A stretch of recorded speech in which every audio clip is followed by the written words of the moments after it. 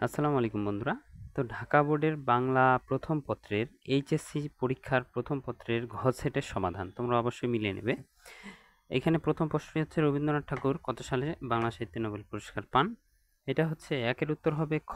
এটা কিন্তু ঘ সেটের সমাধান, তোমরা ভালো করে মিলিয়ে নেবে। ঘ সেটের সমাধান এটা। 2-এর ক। 3-এর কোষাধ্যক্ষ উত্তর হবে, 3-এর উত্তর হবে কোষাধ্যক্ষ। 4-এর উত্তর খ। 5-এর উত্তর ঘ। 6-এর উত্তর গ। 7-এর উত্তর ক। 8-এর উত্তরও হবে ক। 9-এর উত্তর ক।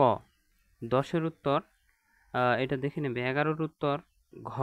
12-এর উত্তর খ। 13-এর উত্তর ঘ। 14 নম্বরের উত্তর হবে মীর জাফর আলী খাঁ। মীর জাফরের প্রকৃত নাম কি? মীর জাফর আলী খাঁ। 14-এর উত্তর হবে গ। 15-এর উত্তর গ। 16-এর উত্তর ক। 17-এর উত্তরও ক। 18-এর উত্তরও হবে ক।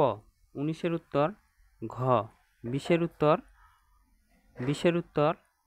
খ। 21-এর উত্তর গ।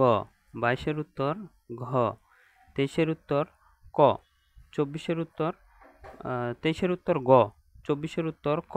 25-এর উত্তর ক। 26-এর উত্তর ক। 27-এর উত্তরও ক। 28 নম্বরের উত্তর গ। 29 ক। 30 ঘ নাম্বার। তো এই ছিল বাংলা প্রথম পত্রের ঘ সেটের সমাধান। এটা হচ্ছে ঢাকা বোর্ডের। বাকিগুলো পর্যায়ক্রমে আসবে ইনশাল্লাহ।